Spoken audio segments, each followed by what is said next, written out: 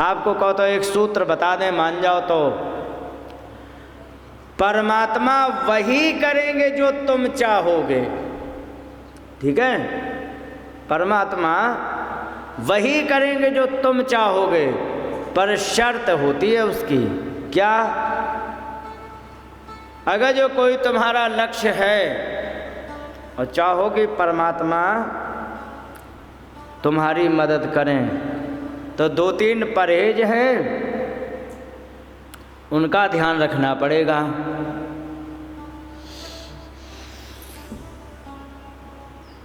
अब इसमें परहेज की क्या बात है? तो इसमें भी परहेज की बात है। परहेज की बात इसमें ये है कि कभी भी ऐसी योजना बनाओ ही मत जो किसी भी दूसरे जीव को कष्ट मिल रहा हो। ठीक है, ऐसी योजना कभी मत बनाओ जो दूसरे को दुख दे रही हो। भले ही तुम्हारा काम बन रहा हो लेकिन दूसरे को दुख दे रहा हो। मतलब ऊंचाई प्राप्त करनी है तो किसी के छाती पे चढ़ के नहीं करनी है। समझ गए बात को? हाँ, अगर जो तुम्हें कोई लक्ष्य की प्राप्ति करनी है तो दूसरे को बलि का बकरा नहीं बनाना है कभी। और योजना भी ऐसी बनानी है जो कोई बलि का बकरा ना बने। माने ऐसी योजना हो जो समाज के कल्याण के लिए हो। समाज का कल्याण ना कर सके तो कम से कम अपनी भलाई के लिए हो, लेकिन किसी दूसरे को बिना हानि पहुंचाए योजना बनाई हो। और योजना के बनाने के बाद जो उसका प्रोसीजर हो, क्योंकि उसमें कुछ ना कुछ तो काम करना पड़ेगा। हमने सोच लिया कल्प वृक्ष के नीचे कि हमें ये चाहिए वो आ जाए, ऐसा तो होता नहीं है। जब कोई लक्ष्य है तुम्हारा तो उसमें कुछ काम भी करना पड़ेगा कि ये संभालेंगे वो संभालेंगे ये काम करेंगे। तो उस काम करने के दौरान भी किसी की बलि ना चढ़े, ध्यान रखो। और देखो, पहले तुम्हारा लक्ष्य शुद्ध होना चाहिए। ठीक है, लक्ष्य शुद्ध ये है कि तुम्हारा किसी को हानि पहुंचाने का लक्ष्य ना हो। दूसरे बात, लक्ष्य को प्राप्त करने की प्रक्रिया शुद्ध होनी चाहिए। माने उस लक्ष्य की प्राप्ति के लिए दूसरे को दबा के हम आगे ना बढ़ें, ये प्रक्रिया शुद्ध होनी चाहिए। जब इन 2 बातों को तुम ध्यान रखोगे, ठीक है, और अपने लक्ष्य पर फोकस करोगे, तो जो तुम चाहोगे वो ब्रह्मा करेगा। आप लोगों में अच्छा एक बात बताएंगे माताओं, सभी लोग बताना, ठीक है? कितने लोग ऐसे हैं, मतलब सभी लोगों में क्या आप लोग परसेंट बता सकते हो कि मैंने जो सोचा जीवन में, ठीक है, वही प्राप्त हुआ? 100% प्राप्त हुआ या 50% प्राप्त हुआ या 25% प्राप्त हुआ? कुछ बताओगे कितना हुआ प्राप्त? 50 का भी नहीं हुआ। और कोई? इनका तो 50 का भी नहीं हुआ। आप लोगों में लगता है इन्होंने कभी लक्ष्य बनाया ही नहीं, रोटी खाने बनाने और खिलाने के अलावा। ठीक है, अब सुनो हमारी बात। मैं एक ऐसा व्यक्ति हूं कि दावे के साथ कह सकता हूं 95% हमारी जो मैंने योजनाएं 5 वर्ष की अवस्था में बनाई थी। कितने साल की? 5 वर्ष की अवस्था में। और अभी तक जितने सपने देखता रहा सब के सब पूरे हो गए। समझ गए? सब के सब पूरे हो गए, कोई भी सपना बाकी नहीं रहा। 5% बचा है, तो 5% की तो मैं बात बता दें, कोई भी ऐसा इस संसार में व्यक्ति है ही नहीं जिसकी संपूर्ण कामनाएं पूरी हो गई हों। सच है कि नहीं? हर व्यक्ति कोई ना कोई कोना खाली लिए घूम रहा होगा। कोई कह रहा कि हमारे लाला का ब्याह नहीं हो रहा। सच है कि नहीं? तो फिर किसी के लाला का यदि ब्याह हो गया तो दूसरी कह रही होगी कि हमारे घर में पोता नहीं हो रहा है। अगर जो किसी के यहाँ लाला का ब्याह हो गया, पोता हो गया, तो किसी का कोना खाली है, क्या करें, हमारे लाला का कोई काम नहीं लग रहा, क्या करें? साहब क्या करते, ऐसे ही मजदूरी कर लेते।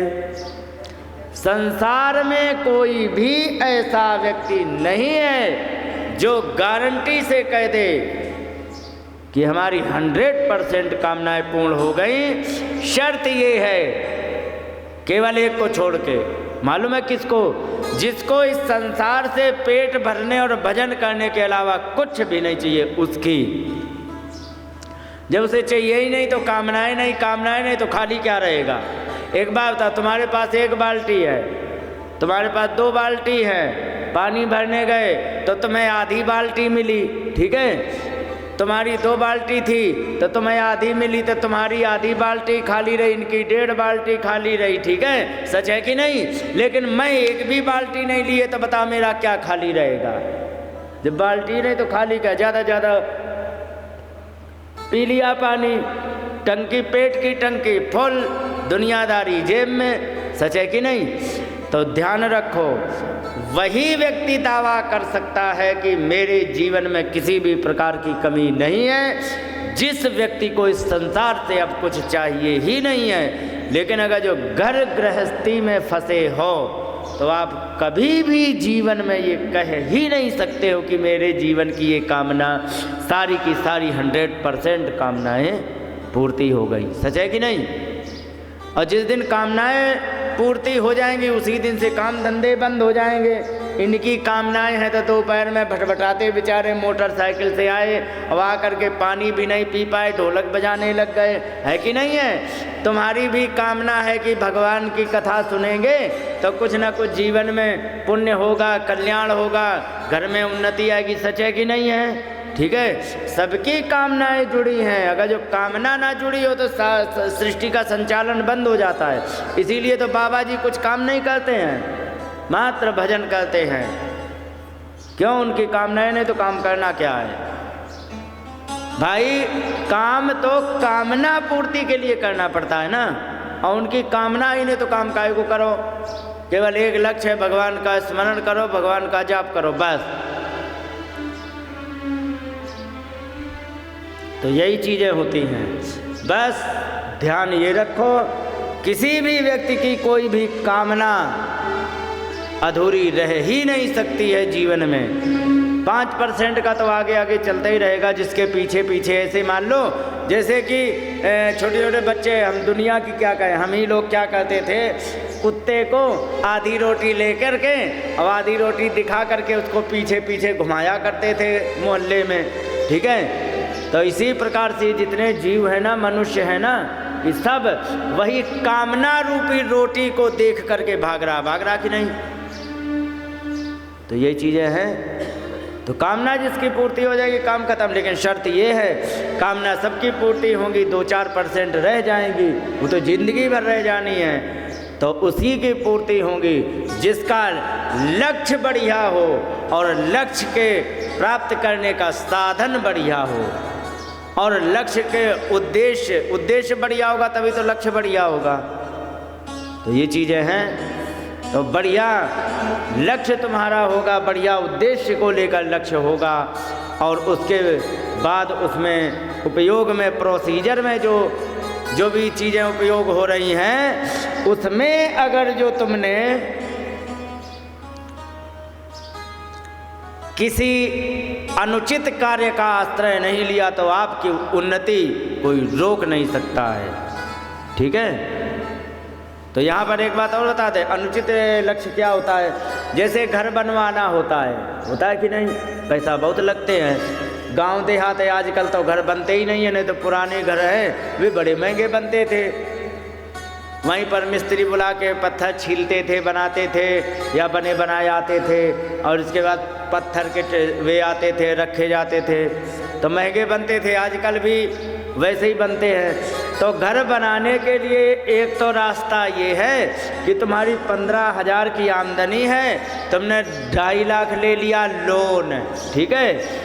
2.5 लाख तुमने लोन ले लिया, 6-7 हज़ार रुपये महीने की EMI बनवा ली 5,000 की, और 15,000 कमा रहे तो जमा करते गए, 5,000 उधर कटते गए और 5,000 खाने पीने में आते रहे, कुछ जमा हो गए।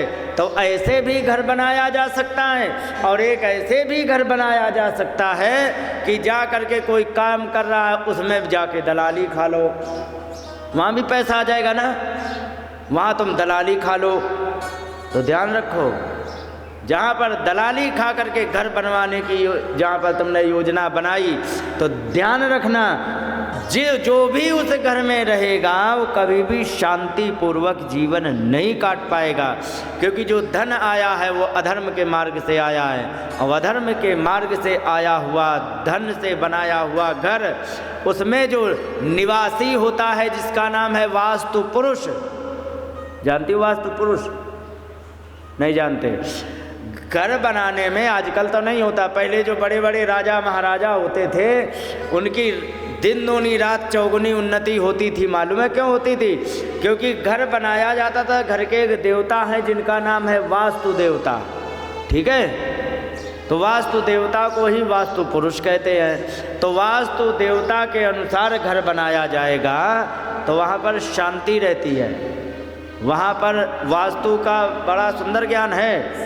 अगर जो तुमने ईशान कोण में टॉयलेट वगैरह बना लिया, जीवन भर कमाते रहो, धक्के खाते रहोगे।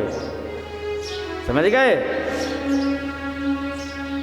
नैऋत्य कोण माने पश्चिम और उत्तर के बीच में यदि तुमने पानी की टंकी